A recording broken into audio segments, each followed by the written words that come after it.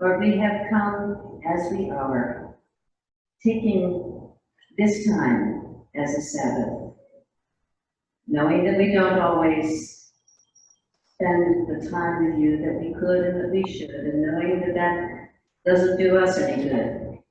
But here we are now, as we are now. And we ask that you be with us, and that the words of my mouth and the meditations of all of our hearts will be acceptable to you. You are our rock, you are our Redeemer. Amen.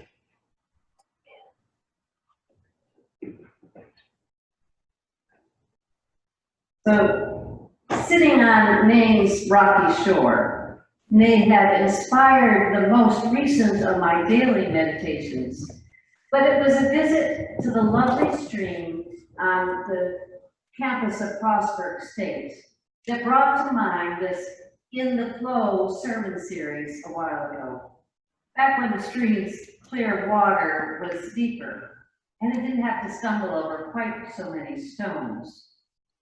I started thinking about still waters that day, even though the FSU stream isn't terribly still. Its scattered stones are always interrupting its quietness, at least momentarily. And the water moves along so quickly, it's hard to describe it as still.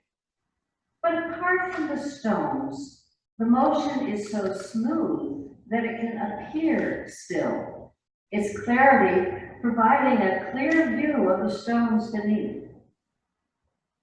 Take those stones out of the water and let them dry, and they all look much the same, dull and unremarkable.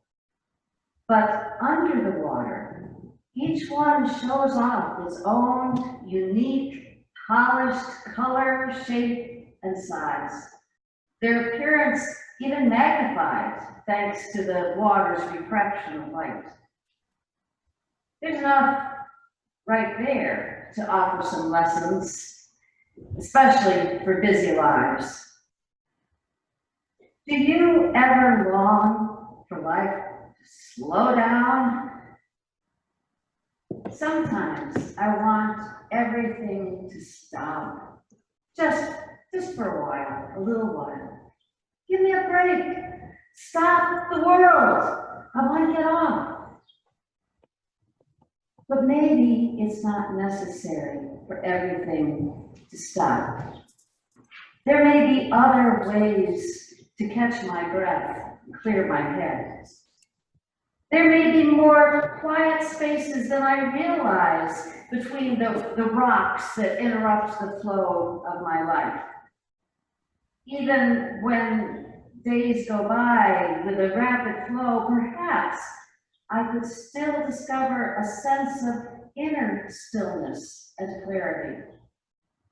Maybe then the daily stuff that can seem so dull and colorless might show hidden color and uniqueness, be magically magnified. If I stopped hurrying past the water and instead allowed myself to be guided and led beside it, perhaps by a certain shepherd, I might find some quiet stillness and see more beauty. Now, some might point out that still water can also be murky, even polluted. It can provide a perfect breeding ground for mosquitoes. I would counter that when it comes to stillness of heart and soul, we bring murkiness on ourselves when we don't observe the Sabbath, when we do nothing productive with any quiet we find. If we're so glad to have a moment free that all we do with it is veg out, we can end up filling that wonderful stillness with nothing but junk. That's when it becomes a polluted mess that can come back to bite us. We would do better to forget the dream of stopping the world. That's not going to happen anyway. And allow God to point out the real life beauty and quiet that's already in our stream of busy days, just waiting to be noticed. A lesson taught by waters that are more still than the FSU stream is that of the ripple effect. You know, that continuing spreading results of an event or an action. Drop a pebble in a still pond and watch how far a tiny little ripple can go. Drop in one in a different place and watch how different sets of ripples will interact. Now, there are also much larger cannonball-sized ripples. And in life, they might include things like the coronavirus and the recent demonstrations. But even they have quieter eddies within them, where pebble-sized actions, small bits of heroism, little acts of kindness manage to produce astounding ripple effects. They may not change the world, but they can change some people's lives. When we ask, yeah, but what can I do about those big, humongous life problems, world peace, racism, a pandemic? We ask that, we're thinking of cannonballs and forgetting the difference a ripple can make. The small things matter. And there's not much to doing a small thing. Literally anyone can do one of those. There's no excuse not to. And there's no limit to the number of small things we could do. So go ahead, create a few ripples and watch how far they spread. Note that neither the ripple effect nor the story of the FSU stream equates stillness with doing nothing. In fact, the saying, "still waters run deep," says the exact opposite, pointing out that a whole lot can be going on underneath an outwardly quiet stillness. Think of Jesus. All the strength, commitment, love, passion that lay underneath his usually calm, grounded, peace-filled exterior. Think of how empowering it can be to be filled with his peace that passes understanding. Think of the rivers of living water that Jesus describes as flowing out of the believer's heart. Talk about still waters that run deep. That's a good one.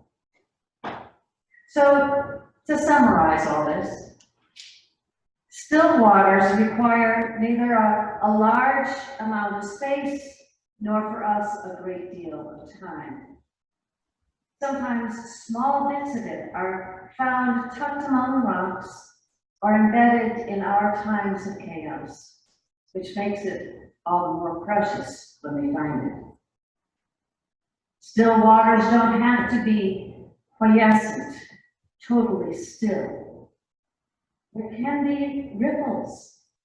We can make ripples.